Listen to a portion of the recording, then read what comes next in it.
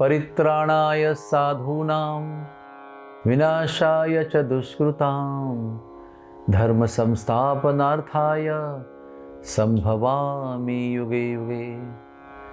अधर्म की वृद्धि होने पर धर्म को पुनः स्थापित करने के लिए भगवान श्री कृष्ण अवतरित होते हैं। वृंदावन के अनेक वनों में गौचारण करते समय बिना कोई शस्त्र अस्त्र लिए राक्षसों का वध करते हैं। पर क्या आप जानते हैं कि पूरे ब्रजमंडल में ऐसा कौन सा स्थान है जहां न कोई राक्षस आया न किसी राक्षस का वध हुआ?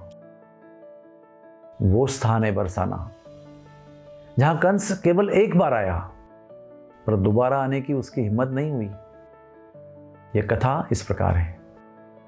जब कृष्ण बलराम और राधा रानी सपरिवार गोकुल से निकलकर नंदगांव एवं बरसाना में आकर बसे तो कंस ने भेजा हुआ राक्षस गोकुल से निराश होकर लौटा, यह कहते हुए कि वहां तो कोई है ही नहीं।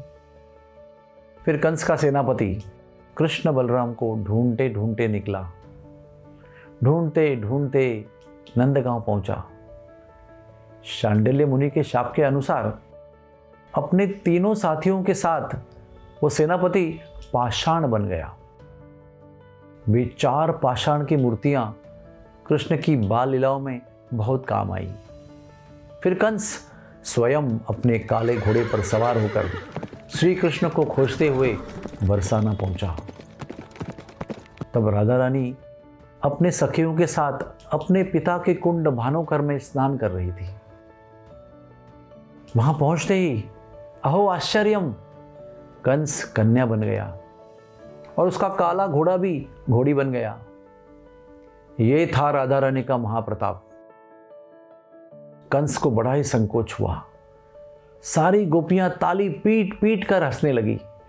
हे कंसनी गोपी, हे मुटल्ली गोपी, ऐसा कहकर उसका उपहास करने लगी। कंसनी गोपी बड़ी ही परेशान हो गई। यहां रहूं तो उपहास, लौटकर मथुरा जाऊं तो मंत्रियों के सामने संकोच। क्या करूं मैं, क्या करूं? 6 महीने तक गोपियों ने कंसनी गोपी से गोबर के कंडे लिपवाए। कंसनी गोपी तड़पती रही। फिर एक दिन राधा रानी के दर्शन हुए। कंस राधा रानी के चरणों में गिर पड़ा, गिड़गिड़ाया, बचाओ मुझे, बचाओ मुझे, क्षमा कर दो देवी।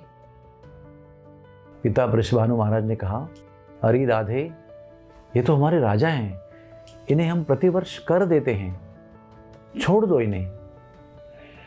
फिर राधा रानी ने उंगली उठाई और कंसनी गोपी को चेतावनी दी, दोबारा यहां आओगे तो परमानेंट कन्या बन जाओगी। अब मेरे इस प्रिय कुंड में कूद जाओ और फिर पुनः पुरुष शरीर प्राप्त हो जाएगा। कंसनी गोपी अपनी घोड़ी को लेकर बड़ी ही आतुरता से किशोरी कुंड में कूद गई, जो जाववट में है। घोड़ी घोड़ा बन गया और कंस को पुनः पुरुष शरीर प्राप्त हो गया। अपने घोड़े पर सवार होकर कंस ने उसे इतनी तेज दौड़ाया कि सीधे मथुरा तक पीछे मुड़कर भी नहीं देखा। क्यों? ऐसे क्या बात है?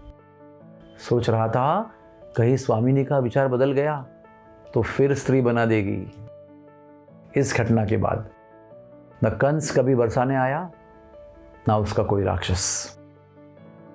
इस लीला के पीछे क्या रहस्य था? ऐसी क्या बात थी?